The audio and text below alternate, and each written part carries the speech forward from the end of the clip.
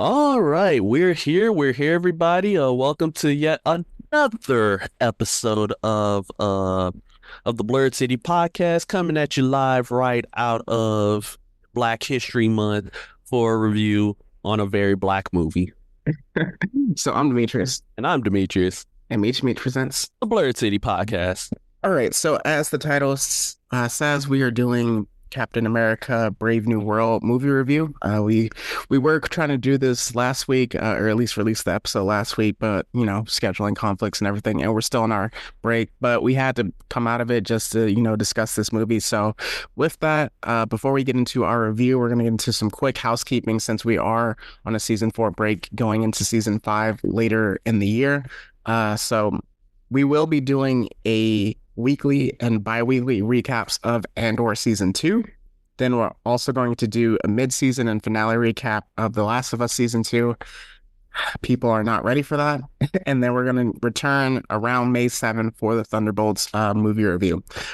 So before we get into the review again, Meech, let's hit us with that legal spiegel. All right, the purpose of this podcast is to explore digital and print media. All sources we reference are owned by their respective companies, and our thoughts and opinions are strictly our own and reflect no biases or corporate agendas. Your discretion is advised.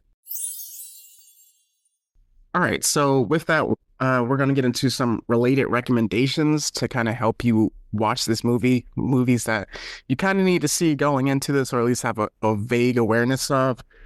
So definitely The Incredible Hulk, which we will get into. All 3 Captain America movies, and then Falcon and the Winter Soldier. And then surprisingly, because I got questions about this, you need to kind of have a vague awareness of what happened at the end of Eternals. Which I was like, oh, they finally talked about it after how many years of just not addressing it. They finally did it. Can I be real with you? I still haven't watched Eternals. Dang. I don't even remember when it came out.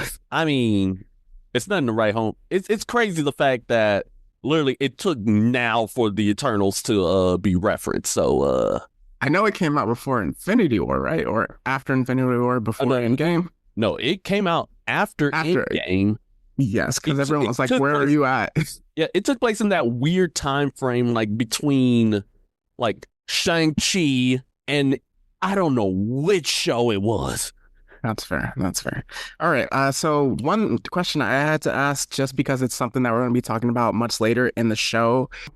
Did you avoid any not spoilers, but like reviews, like, or sentiments about the movie?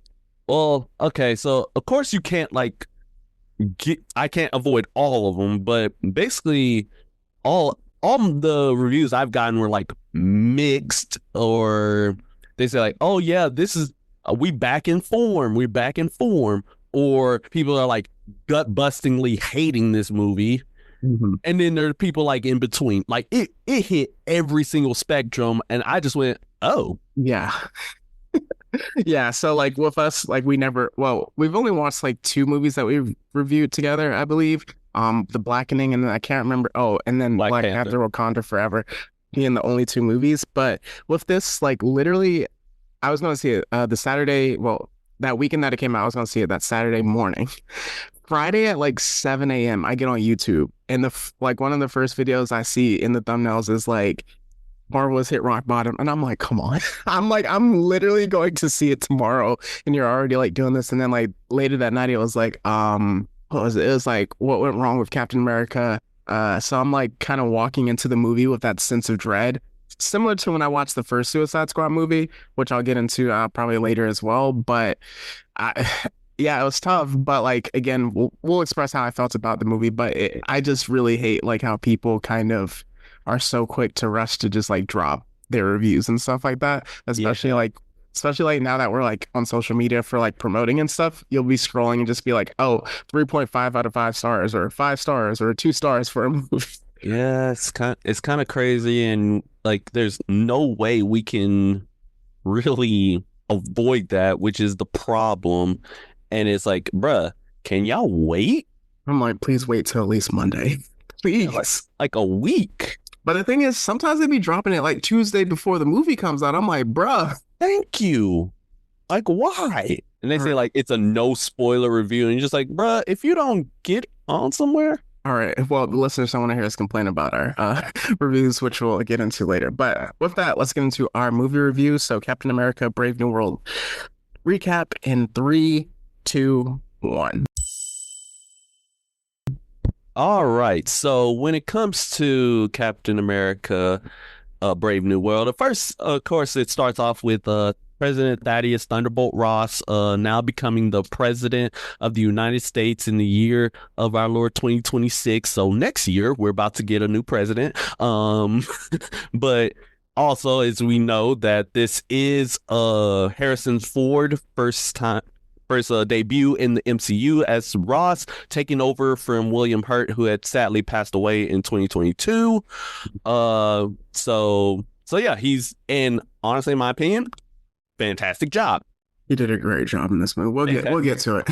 Yeah, but I just have to shout out my boy Harrison Ford. I don't care. But yeah, so he's president, and he's like, hey, I want to like talk with the people, make sure that like we're all gonna be we're working together as one, working together for a better future. And then next thing you know, you get Falcon America and Joaquin Torres, aka the second Falcon, out here in Mexico because of the fact that apparently somebody then stole a shipment of this very rare metal.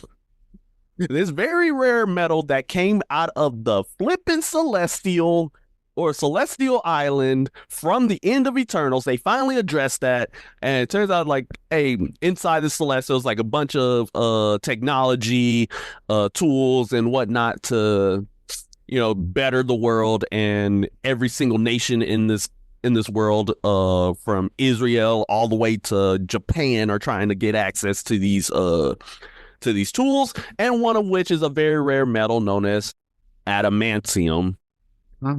If you know, it's time. Let's just say I'm ready for Weapon X. So it was stolen by this group called Serpent, aka the Serpent Society, from comics, led by Sidewinder, played by Giancarlo Esposito, or should I just say, it's just basically Gus. All right. It's literally just Gus. Because the man, you don't need to play anything else. It's just Gus in Mexico. All right. So in other words, it's just another episode of Breaking Bad. I'm not even gonna hold you. But so moving on. Captain America, he was able to beat him, but let Sidewinder escape. But yeah, he saved hostages. Joaquin, he was able to get the adamantium back, and woo! Everybody's celebrating. And then of course you get to Sam. He's talking with Ross, and he basically said like, hey, we had our differences. Of course, they did that joke in the trailers, like, yeah, I'm getting used to your new appearance. Basically a wink, wink, nudge, nudge at the fact like, hey, yeah, I changed actors. No need to worry about that. They've done that before with Don Cheadle, so in Iron Man 2. So yeah, yes. We're used to that. So yeah, he's basically telling like, hey, we need to like work together, and I want you to basically form the new Avengers, bring the Avengers back in the fold. And of course, like after that, Wilson, he goes with Torres, and he meets our boy Isaiah Bradley, aka the Black Captain America, the OG, after Steve, and essentially like, okay, they get invited to the White House for a summit, basically with the world leaders saying like, oh yeah, we can we got the adamantium back. We're trying to form this treaty with the people to stop World War III from happening, so we can, world peace, all that good jazz. But unfortunately, some things went down. If you want to take over.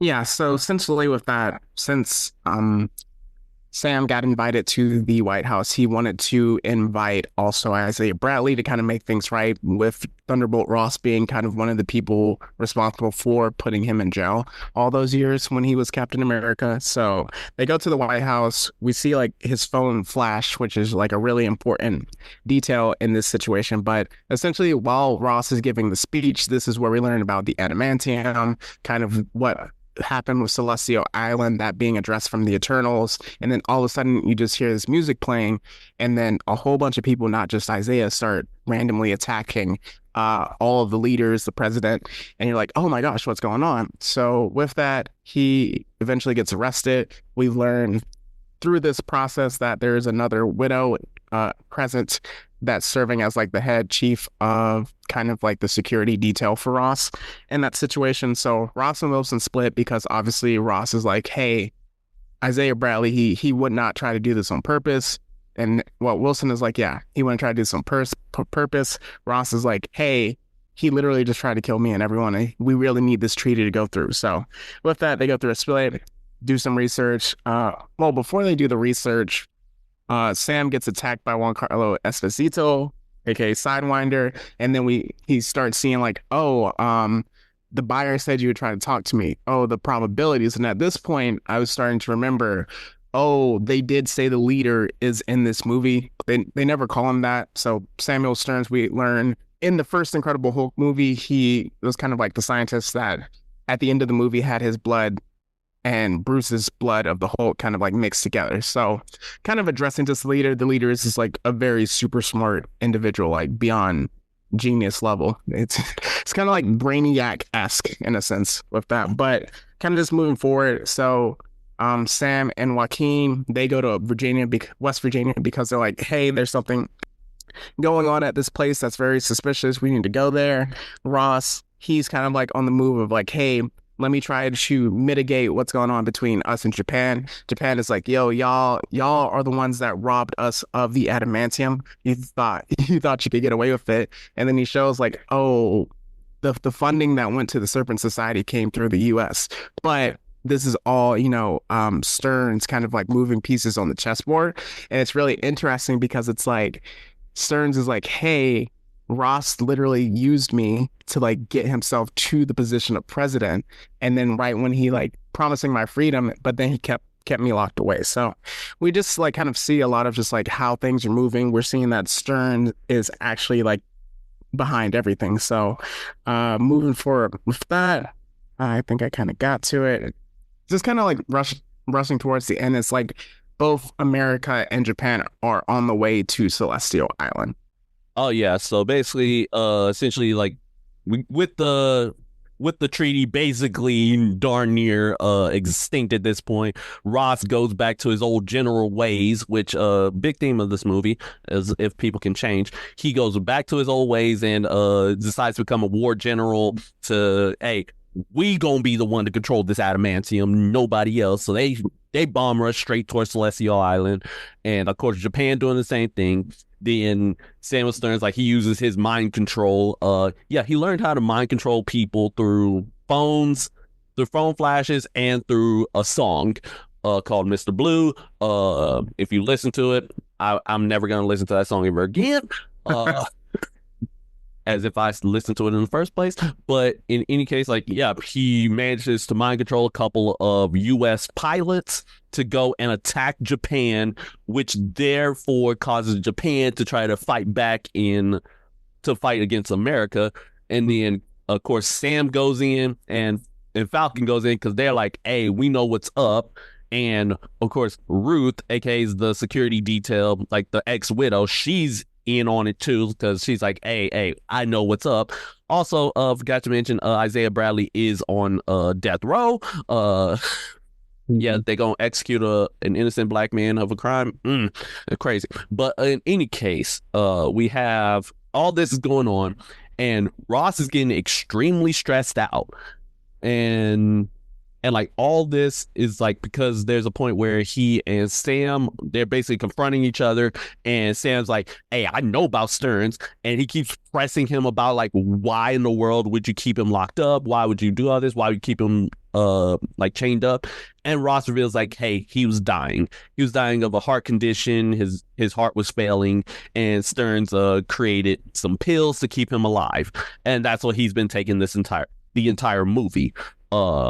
And then, of course, and then Sam and Falcon, they go out, they stop the renegade agents, but unfortunately, like, Joaquin, he does get injured by a missile.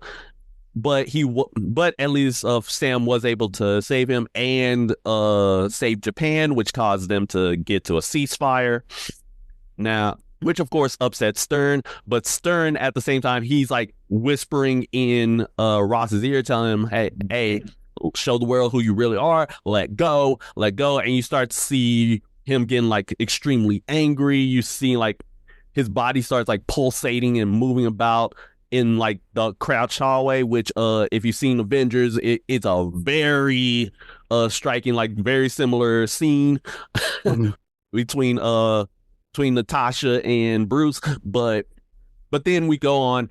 Okay, so Sam is looking at Joaquin going through surgery.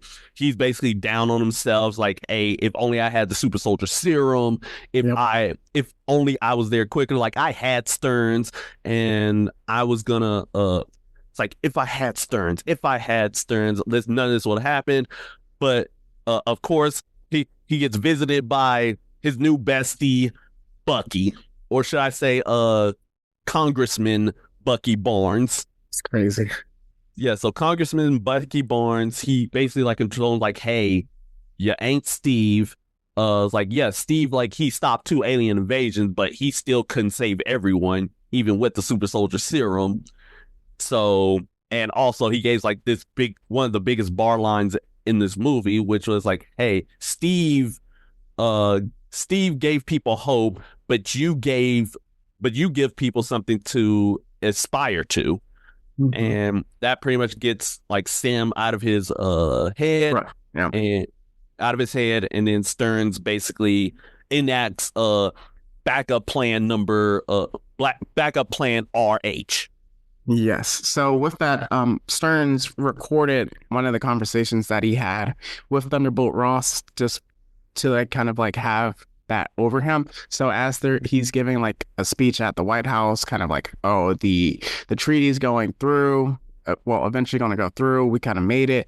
Then all the press are like, hey, asking questions about, is it true that, the U.S. paid the Serpent Society for this? And like they're getting like the details from Stearns, who's providing it. And then Stearns like plays the recording in like the garden of the White House. So with that, he starts playing. Yeah, once he plays the recording, Thunderbolt hulks out, and it was really this kind of upsetting scene because like one of the military personnel that was like really cool with Sam, he like figured out what was going on with like the pills were infusing gamma radiation with him, and then Stearns killed him before he could call Sam, which really sucked. So Stearns is then having the conversation with Sam, kind of like out in the open. He eventually turns himself in, but it's not about the war and stuff, and like everything else was a consequence of it. But what he truly wanted to do was expose Ross for who he was. And like you said, the Red Hulk thing was his plan to do that. So he hulks out, and it's actually really surprising because like I know basically they spoiled it in the trailers, and like all the marketing was essentially around this being a Red Hulk movie. Which does say a lot about the movie, which we'll get into a bit later. But the fact that Sam was able to reasonably hold his own is actually really impressive. Because with his wings being vibranium, kind of able to release it. So they're going at it initially at the White House. Then with that, he takes something that was like layered out throughout the movie, is that Ross, even before like he turns into the Red Hulk, has a conversation with his daughter where it's like, hey, we used to take walks around the cherry blossoms in DC, and that was really calming and soothing. And that was the one time that we were actually close, because throughout the movie we learned that she hasn't kept in contact with him for years. So that's where Sam takes him. They basically destroy that whole area, which I'm pretty sure you've been to DC, right? Oh yeah. Yeah, like that's a really pretty like strip of it DC. Is. So like the fact that they destroyed is pretty messed up. But yeah, they were going at it. We see that, Red Hulk was destroying his wings and stuff, but like Sam was just like using his head. He was using the wings to support him, kind of taking the blows with the shield. And it was like he was never like, like punching the Hulk or anything like that. But ultimately, like they kind of have like that run at each other moment with Sam with one of his wings. He's able to like stab the Hulk, Red Hulk, and then like use all of the saved up kinetic energy to like kind of pulse out. Obviously, the Hulk is the Hulk, so it's like that. Well, the real what Hulk should be like, not what we get now. I will get into that later because I feel like the Hulk is gonna be like in dad jeans in the when we see him in Secret Wars. So, but with that, he then Ross pops up one more time. He's able to talk him down. He's able to talk him down, and then Ross resigns. And then just fast forwarding, you can fill in any gaps that I missed. But essentially, towards the end, Ross is in the raft.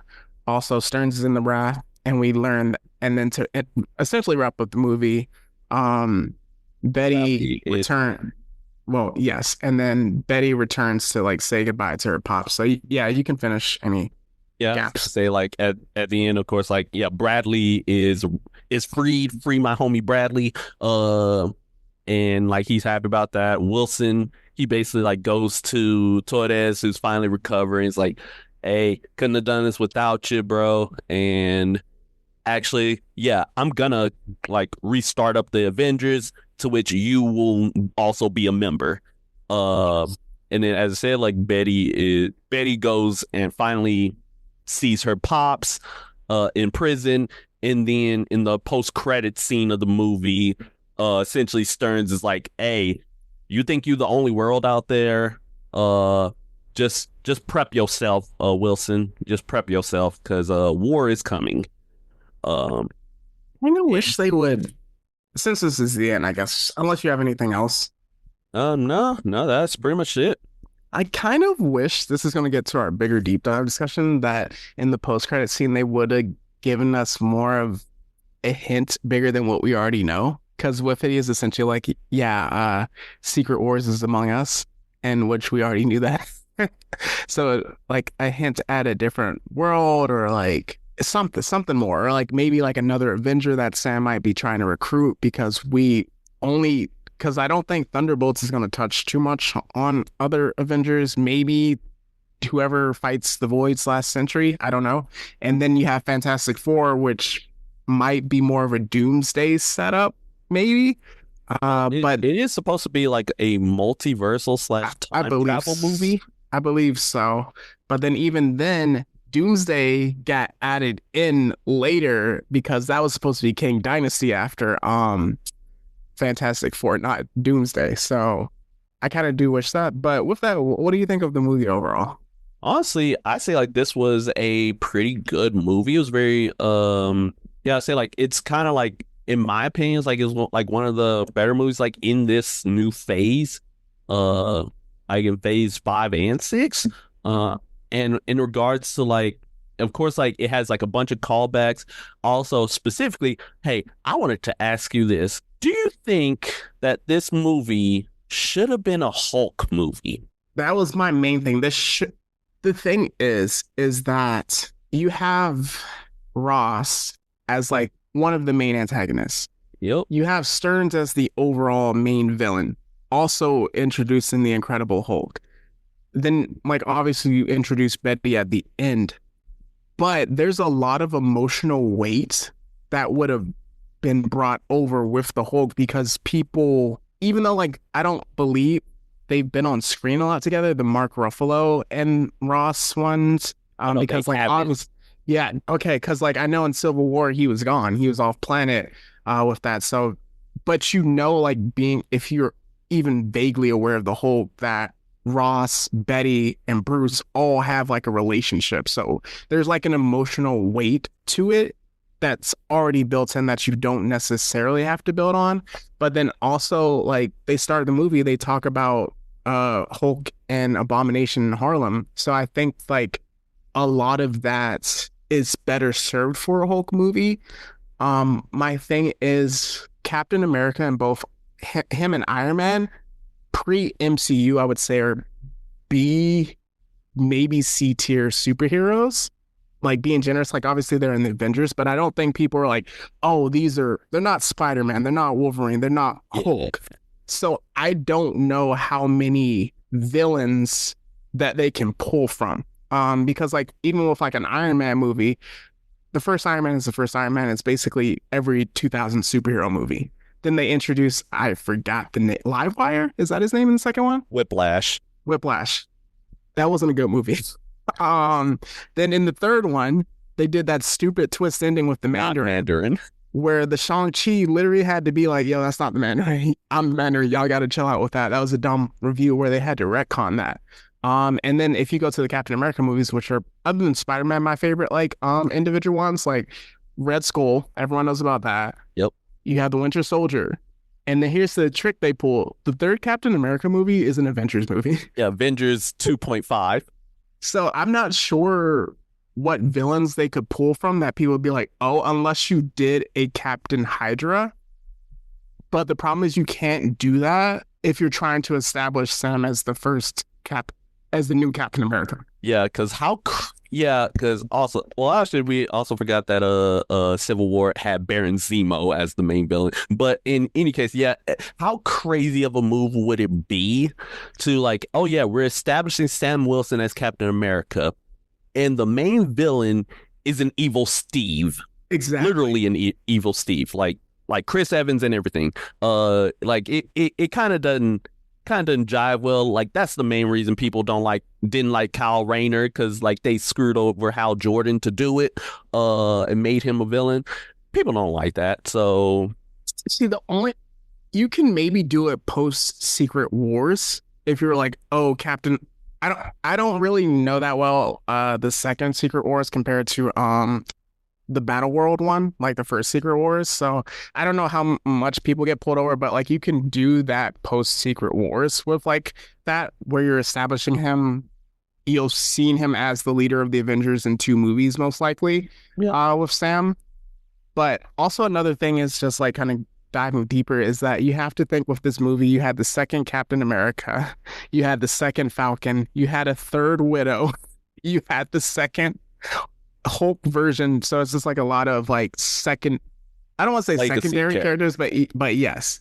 And then also with the plot of the movie, essentially Stearns did what Baron Zemo did. literally, Literally. he Yeah. just did what Stearns did. But yeah, and then there's also again like some more like more themes of black men in America, as well as more political themes. Mhm. If you want to talk about that, like just how, oh yeah, it's like Sam, like he's still not feeling like fully worthy of being Captain America from Steve, and just how everyone seemed to like, it's like, oh yeah, they like / tolerate him, but like especially in the case of Ross, don't fully respect him, especially when he goes rogue. Which is interesting because Ross didn't like Steve. Obviously, he respected him, but like he didn't like Steve because they were the ones that were beefing in the Civil War directly, to in a sense, since like Steve was like kind of the leader of the opposition in that perspective. But yeah, it was really interesting. Something that I thought was really cool. I think a lot of people coming out of the movie were like, yo, Sam is actually a worthy Captain America, which is something that I was kind of like concerned about going into the movie. Obviously Falcon and Winter Soldier, we both enjoyed that. But then it's like, okay, now you have to lead a movie, that being different. So now him being head of the Avengers is definitely gonna be interesting, because like a lot of like, even with the bad sentiments that were out there, it was like, but Sam and Harrison Ford did an incredible job acting in this movie. So I do like that. Absolutely, absolutely. And I I think like when it comes to Sam like heading the new Avengers, I guess like this can kind of like tie into another thought we have, which is like, hey, who are these new Avengers? Because of the fact like they've barely teased them, like barely teased who like the lineup is. And if you haven't like watched any of the TV shows, you're gonna be like, who's left? Okay. Um, because I know they teased new Avengers, but I think they only have like 2 characters so far for the new Avengers, maybe 3. Um, but with the actual Avengers, it's Sam and New Falcon, so Joaquin Torres. Technically, nobody knows who Peter Parker is, but They still know they should know Spider-Man. Spider-Man, so Spider-Man should technically be an Avenger. Um, Doctor Strange is on a different planet. So at the end of his movie, he got pulled to a different planet. He's technically not an Avenger. Ooh, ah, Thor. Thor is still an Avenger. Yeah, even though Because he he's didn't also retire. Yeah, Hulk, Dad Hulk is technically still an Avenger. So Captain Marvel that's a good point. I know people still will technically. feel some type of way about Yeah, Captain he's Marvel, still technically. but she would be an Avenger. Oof, I It think that's also, about it. yeah, it's like yeah, because again they also teased the Young Avengers too. That's yeah, because like I feel like Ironheart would be Young Avengers. Yeah, Ironheart would be young. Miss Marvel, Kamala. And then Hawkeye. Yeah, Well, new Hawkeye. So yeah, yeah. Miss Hawkeye. Also, what's her name? What's her name? Dang, dang. Oh yeah, Cassie Lang's daughter. Oh, I mean Cassie Lang. oh, you're right. Ant-Man would be an Avenger. Yeah, Ant-Man, The fact Wasp. that we did that says a lot about the new Avenger. Yeah, it's chopped. We cooked. It cooked. It's And so like you don't have that Iron Man-esque character. Obviously, Ironheart would be more of a new Avenger or young Avenger. Um, I don't know if we're gonna get a new Black Panther because it feels like Shuri is kind of like she picked it up because she had to. Oh, she left at the end of the movie. So yeah, it's like she's still technically Black Panther right now. but she gave up the throne, so I don't know if she like is wants to be that. M'Baku as Black Panther. I don't know. Cause Or yeah, are they you're gonna right. or are they gonna like age up? I think they're gonna Secret Wars pull in a new Black Panther, and that's who's gonna be our new Black Panther. Crazy. But yeah, this new lineup is kind of chopped. I'm like, oh wait, Shang-Chi. Where's Shang-Chi at? Do they remember he exists? Well, technically, both Hulk and Captain Marvel do. Oh, you're right. Actually, at the end of Shang-Chi, they teased something though, but they never followed up on it, and I don't know if it was Secret Wars related. Right. And then also, where in the world are the Eternals at? That's another question. Let's see what else. All right. Who, Yeah. I was like, who else from like do you think anybody from the Thunderbolts are gonna make it on the team? Which I've seen stuff that said the Thunderbolts might all get wiped out. dang, eh, which actually kind of makes sense. What considering they facing the Void of all people. I don't think Bucky would be an Avenger though. Hmm, Well, I mean he could, but I think like with him being a congressman and then like probably being the leader of the Thunderbolts asterisk. The only one that I would really be like, oh, this could be an Avenger is Yelena. Oh yeah. Oh dang. We forgot about this character. We forgot about Wiccan as a young Avenger, and we also forgot about Echo. Oh, that's not on us. I'm not. It's because I'm looking like on That's fair. online on like the different phases as like what projects. Do you think Daredevil would be an Avenger or like show up in the movies? Mm, well, technically he appeared in No Way Home, so like that's kind of As Daredevil, does he show up in a movie? I certainly hope so. But then again, like maybe in a slightly smaller capacity because he kind of like got most of his footing as like a TV series character. To which speaking of TV characters, any of the any of the other people I was about to ask. Moon Knight. I don't know if Moon Knight would show up. And then also we have Vision, White Vision, who disappeared. Like, where is White Vision? Where is he? Also, She-Hulk. I'm gonna save my thoughts on that one. It's best if I don't say anything. Dang, that's chopped. That's chopped. Let me. Why was she not in this movie? Right. If we're doing all Hulk based character, man.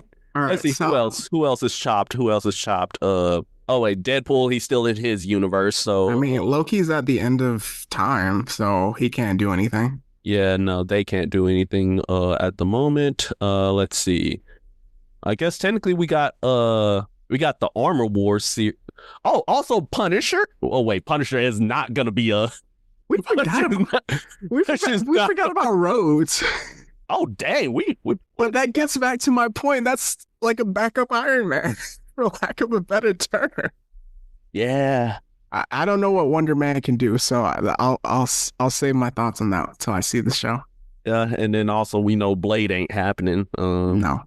But also, technically, Agents of Shield is still MCU. So where's Ghost Rider? I think they're gonna do a new Ghost Rider. Man, well, actually, high key. Actually, I would be down with that because if we get Johnny or Danny, and nobody making it. Yeah, so with that, we can move this forward. So with just like kind of like what we talked about with a lot of the not publicity, but just reviews and sentiments around this movie made almost $200 million on the first weekend. Don't know what the second weekend drop off is yet. So we'll have to probably see that after this recording, but I kind of wanted just to do a pre-Secret Wars check-in regarding Marvel. It's been a while, but it's time for the deep dive.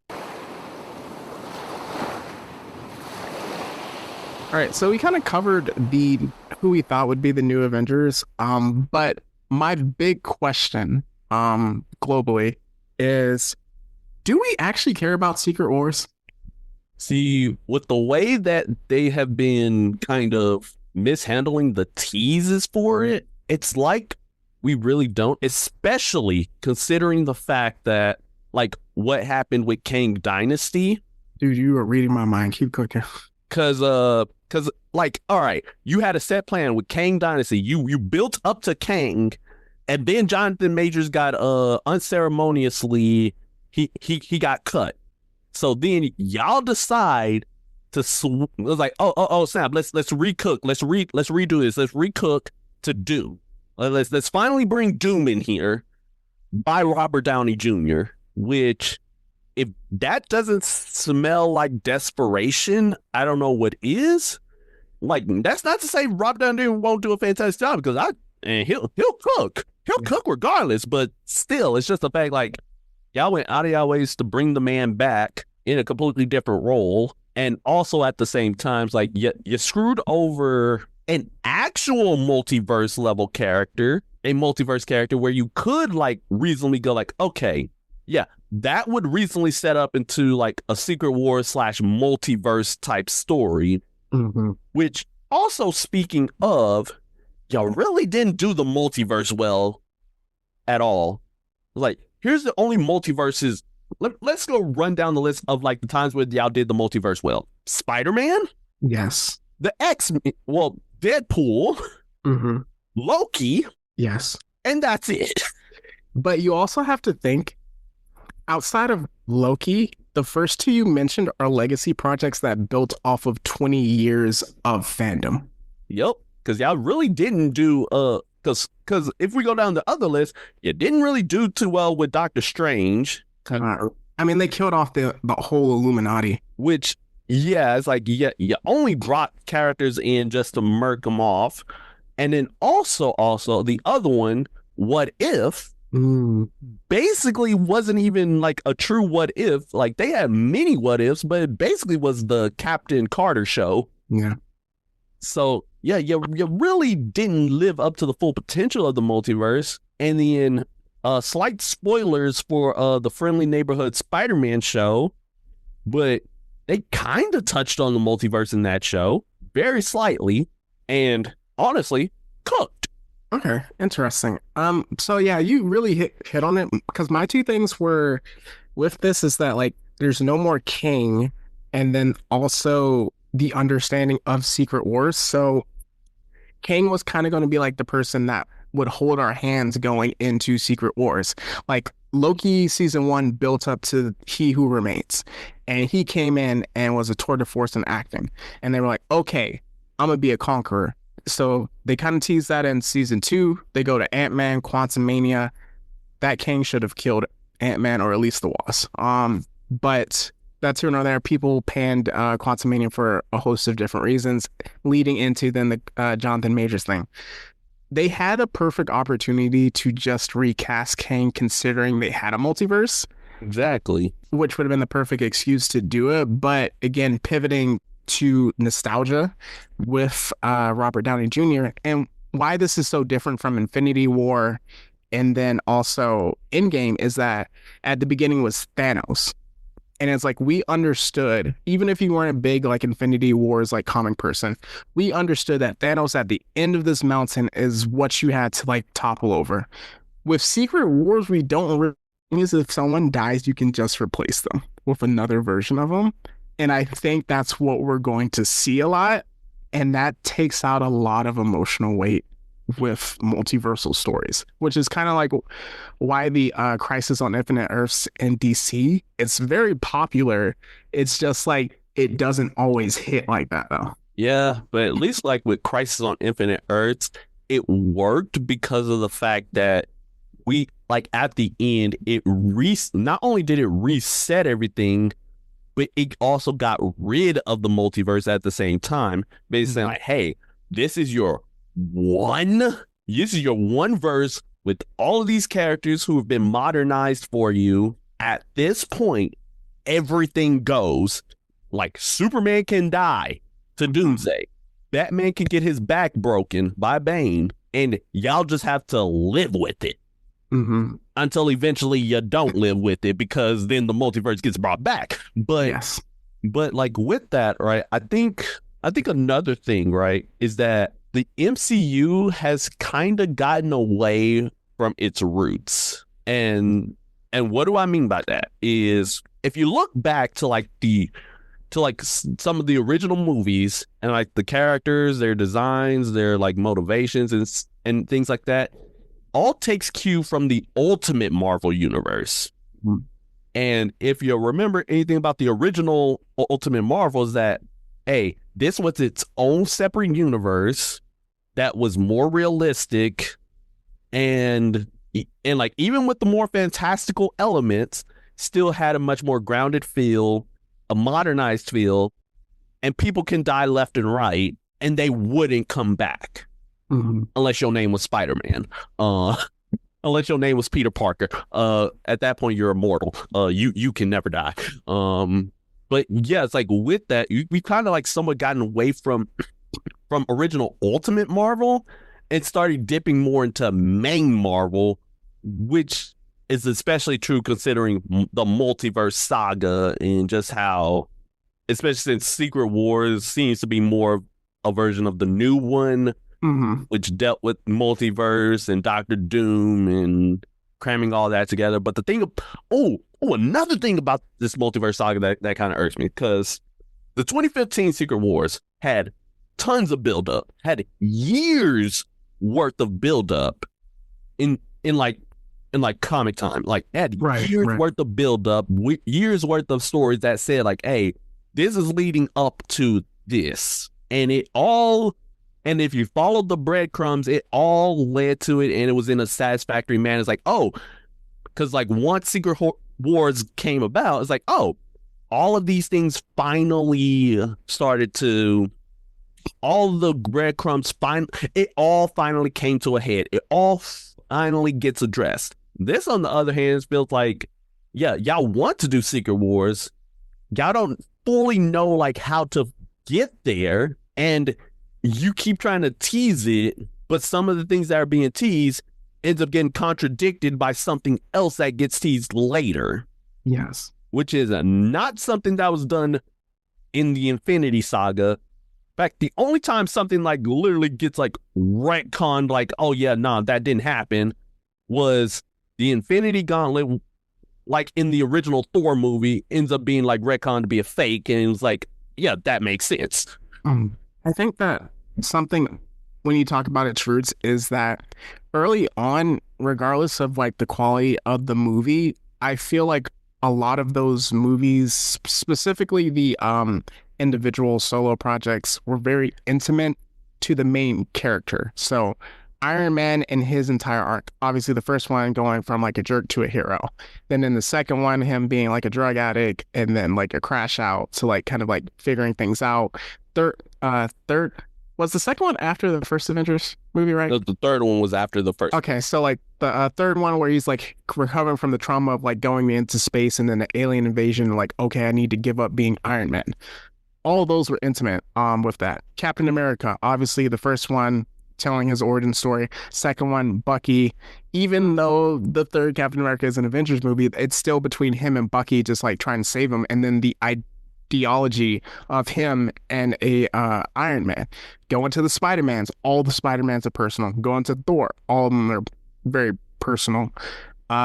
The third one kind of mixes a lot. Fourth one, we kind of start to branch out, kind of like I was saying as well.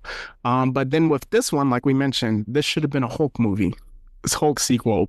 So Sam is having to be a stand-in for the Hulk while also having to carry the torch for Secret Wars. Same with Ant-Man, where Ant-Man is going up against Kang. The first two Ant-Man movies are very personal. Like, he's not like fighting like super level characters like that. He's like fighting like people that like he knows, and he's all about him and his daughter and stuff like that and family. And then now it's like, oh, multiverse, we have to introduce Kang. So I feel like that's kind of like what the later movies have been doing that people kind of haven't rocked with. Yeah, definitely. Because if you think about it, the Kang, like the Ant-Man movie with the Kang Dynasty, technically that should have been more of a Fantastic Four movie than anything. So I agree. So yeah, it's a lot of if you think about it, like a lot of these new like movies / TV shows, a few of them like they should have been for other characters, and they're starting to become more. They're starting to like become more, instead of, as you mentioned, like being more grounded and being more like personal, are starting to become more Avengers-esque, being more bombastic and more larger than life, like very escalating. And in reality, like, yeah, you probably could do well with just like keeping things more on a low key vibe.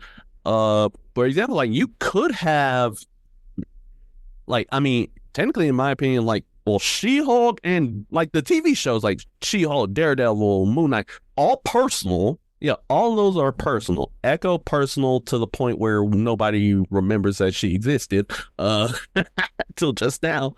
And like Hawkeye, personal.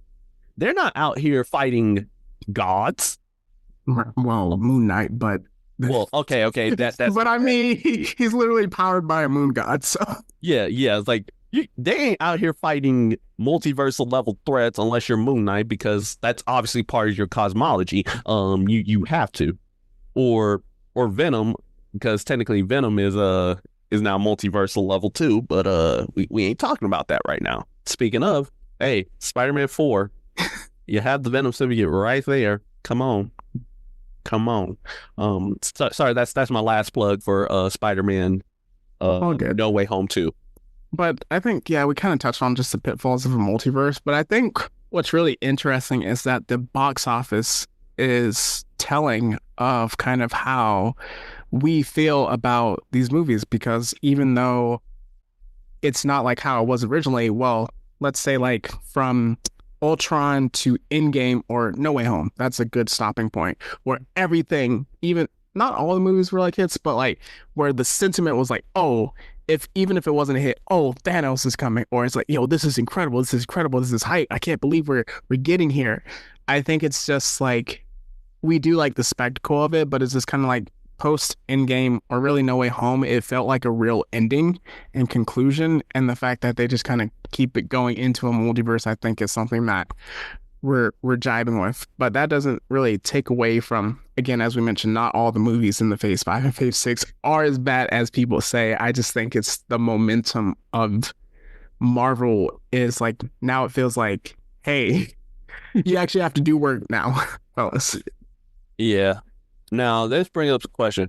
Do you think the MCU would thrive or would have suffered if they kind of like reverted from like, all right, in-game high bombastic to more grounded, like street level, like level characters, or if like saying like you go from in-game all the way back to Iron Man? I think it would have worked if you would have taken a break.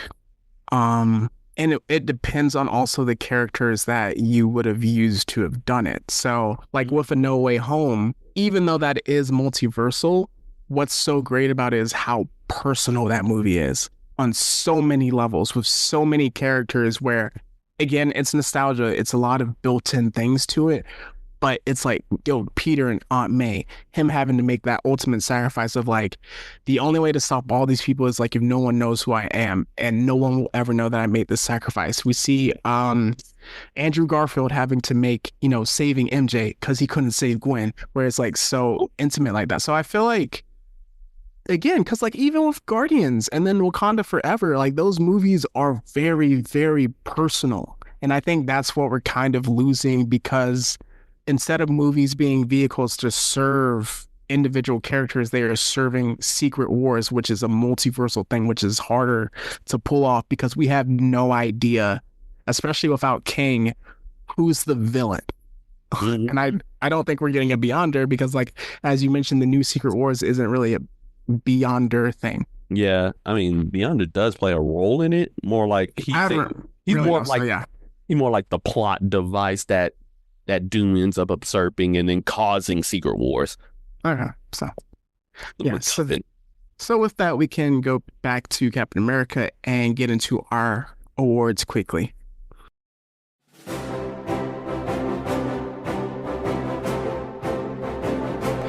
All right, for my first award, I am going to the I Need a Hero, and that is going to Sam Wilson for taking the mantle of Captain America and definitely rocking out with it, making it his own, developing his own unique fighting style. It was definitely interesting with just how he used his still Falcon abilities with the Captain America suit, and then also becoming his own man over the course of just the Falcon and the Winter Soldier into this Captain America Brave New World. So Sam, Need a Hero. All right, and for my first award, it is known as the Spotlight is Yours. And this actually goes to none other than Joaquin Torres, aka the Second Falcon, because he was hilarious in almost every scene he was in. He out here, he got the job done, even at his own personal risk, which gives me props for this man, and also being able to like figure things out and was able to give Sam his backing that he probably would have taken the L if Joaquin wasn't there. So that is true. Which, Joaquin, come up here, get this award. All right, for the next award, we are going to the Stealing Money Award. So this goes to a character or an actor that surprisingly made a cameo in the movie. This can go to none other than Betty Ross, who has been gone from the MCU for almost 20 years and was here on the screen for like 2 minutes. So keep getting them checks, girl. And now for the next one is the Op of the Year award. A man who's like a complete and total op through and through. And this goes to none other than Dr. Samuel Stearns. Because even though your main op should have been Bruce Banner, aka Hulk, you had to go with the second pick, aka Ross. You had to go to the Vegeta of the two of you. So, which, dang, actually, high-key might need to do another award. But yeah, so with that, there's no explanation needed. You definitely the op of the year. So for my final award, we're gonna go ahead and I already mentioned it before. So it's called You Can't Be Goku, but Vegeta Ain't That Bad Either. Thaddeus Thunderbolt Ross, come on down, because out of all the Hulks, you definitely showed up and you showed out. You out here destroyed the White House, a symbol of black oppression for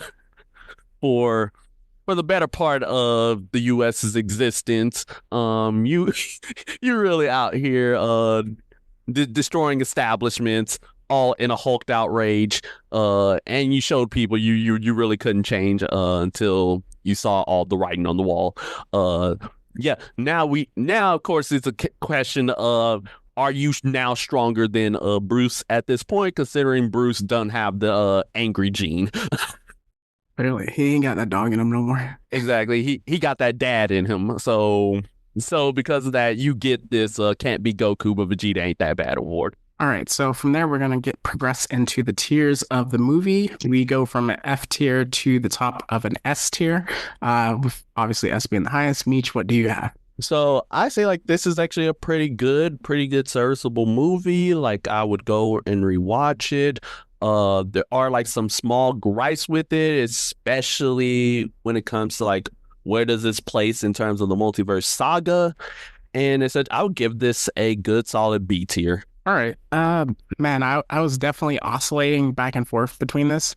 Um, Obviously because with the reviews heading into the movie, I really had to fight for my own opinion on the movie. I think for most of the movie, it's very, very simplified, kind of like when we were watching the Super Mario Brothers movie. And it would be a C. The last two fight scenes would elevate it to a B, but for me, I'm gonna go with a C tier. We have like four superhero movies this year. I'm gonna be a bit stricter with my grading this year. So I'll give it a C tier, but like you mentioned, this would be like a perfect TNT TBS movie, late night, watch it, get some popcorn off and on, or like in the middle of the day, like kind of watch it, throw it on. So it was definitely serviceable, and Ross and Sam Wilson definitely carried the movie. So C tier for me. All right. So going from there, we will get into our what's hot. So this is what's good in anime, TV shows, movies, comics, or gaming, or whatever else. So Meech, what you got? All right, so I had to pull up the notes because things have happened this week. All right. So firstly, Daredevil, Born Again, March 4th, is dropping very soon. And I'm ready for Charlie Cox once again to grace us with his spin kicks, and I need another hallway scene. Which also, one thing we didn't mention in the movies, there was another hallway fight scene. Just saying, with the new Black Widow. So hey, everybody gets one. Everybody gets one. Next up, if you're a fan of Reacher season 3 has now dropped on Amazon Prime. So if you into that, go watch it. I know I've watched some clips of it from the entire series of Reacher. I'm like, I gotta watch Reacher. I want to start from the beginning. Yeah. I'm gonna like high key watch it, and no, I will not be watching the Tom Cruise version. All right, because no, there's no way that Marvel doesn't see the actor that plays Reacher and it's like, hey, what role can we get him to play? Please, he needs to be in a movie. Colossus? It could work. It could work. Wait, Eddie Brock. Ooh, that's a good one. Run me my money. That's good. Run me my money, because I was like, I see his chiseled jaw, and I'm like, yep, Eddie Brock. That's a good one. And also, speaking of Eddie Brock, Venom Comics, it's still going on. We don't know what's happening. Also, Eddie Brock is now Carnage in the comics. So yeah. Also, moving on, we got ourselves a pretty big announcement earlier this week. It's about a certain cartoon series that may be considered an anime. Let's just say that that my reasons have been justified once again. We got ourselves Avatar: Seven Kingdoms. And is it Kingdoms or Havens? I forgot what it was called. Or Seven Havens or something like that. My apologies if I misspelled it, but yeah, we got ourselves a new Seven Havens. So yeah, we have ourselves a new Avatar series coming out, and judging from the premise of it, all I have to say is, dang, Korra. When we having that conversation? We about to have this conversation. Well, we can have it on another episode, but we about to have a small snippet of this conversation right now, because oh my god, because Korra didn't cook this entire world. I don't know how she did it. She didn't cook the entire world. He cooked the Avatar lineage. And now this new Avatar has to clean up her mess. The Korra hate has been justified once again. God. She can never escape the allegations. Nah. You're breaking people's heart, now you're breaking the whole world. So yeah, get out of here. Also, Invincible season 3 has been cooking expeditiously. And I'd be locking in every episode. I have a quick question, because I think they have 3, because I know you read the comics and they only have 3 episodes left this season. Does the war start now? Because you were telling me there's another arc that occurs. Oh yeah, 100%. So the war would start at the end, or is there another arc before that? No, there's a whole arc like in between. So essentially we have this main arc, which looks like it's being teased up to a little multiversal shenanigans. As all I'm gonna say. Mm-hmm. And then you get the Viltrumite War where the thing happens. Oh boy. So yeah, it's coming soon. Yo, the level of simping that will happen after that episode is going to be disgusting. I already saw like a video on TikTok this morning where it was like Mark is lucky. No, I'm like no, stop already. But speaking of lucky, Dragon Ball Daima, all you haters, all you people who trying to jump ship now, come here and get this 4. It's canon, baby. It's canon, and you about to get this fist, this fist of the dragons, if you will. If I see that fist of the dragons, all I know is that you ain't gonna see me. I'll just be like, well, I'll be gone. I'll be gone. So yeah, we got that. Yeah, Dragon Ball Daima absolutely cooking. Toriyama decides to feed us one last time from the afterlife. Shout out to the Dawn. Shout out to my goat for forever, Big Tori. Now, please bring us the goat. Which one? You know which one. He's like, which one? All right. So, okay, moving on. We go from one goat to another. Pure aura farmer himself, Sung Jinwoo. That's the solo leveling clan. Oh man, I can't wait for the end of the season. And then season 3, oh my gosh, it's time. Beru. They ain't ready for Beru. They ain't ready for my glorious king. It's all season 3. I'm ready for it.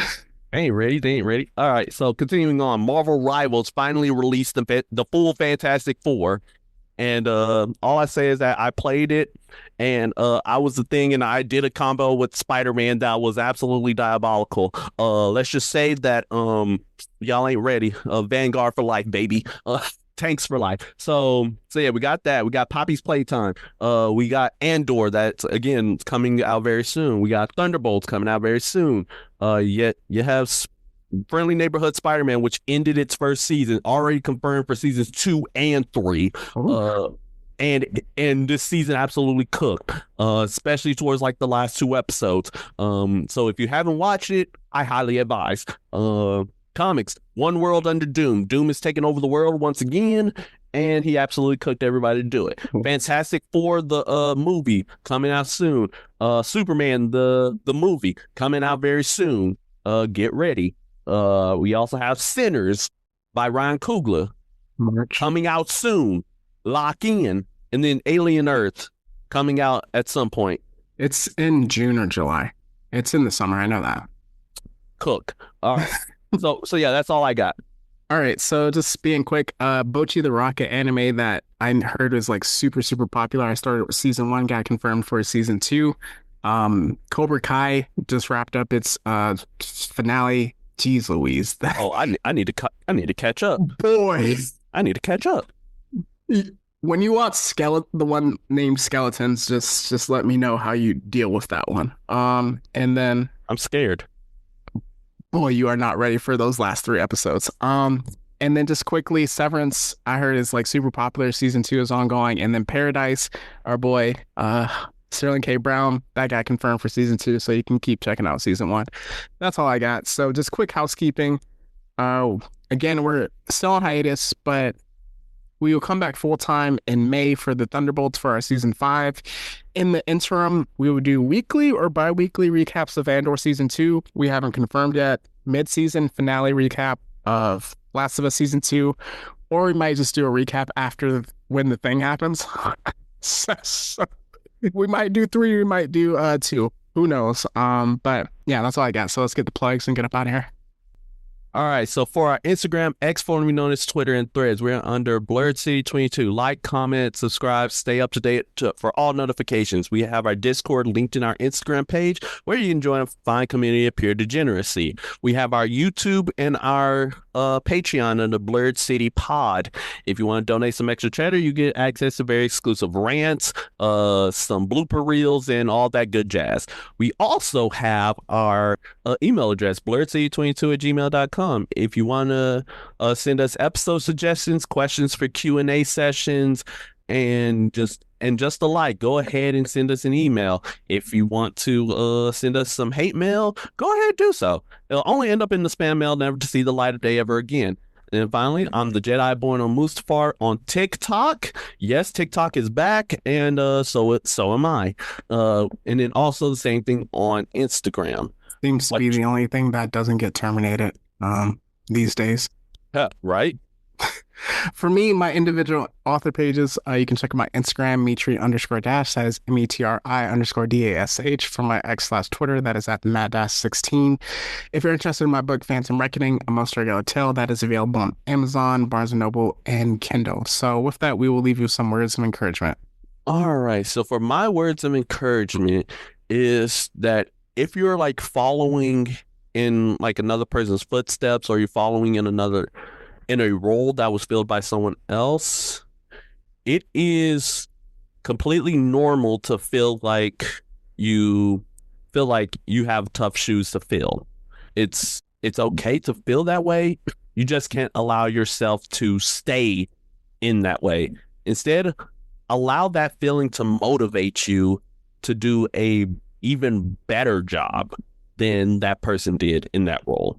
Find a way for yourself to truly pump yourself up and prove to the world that you are superior to anything that person's ever done. All right. For me, it's similar, piggybacking off of yours, but just know yourself.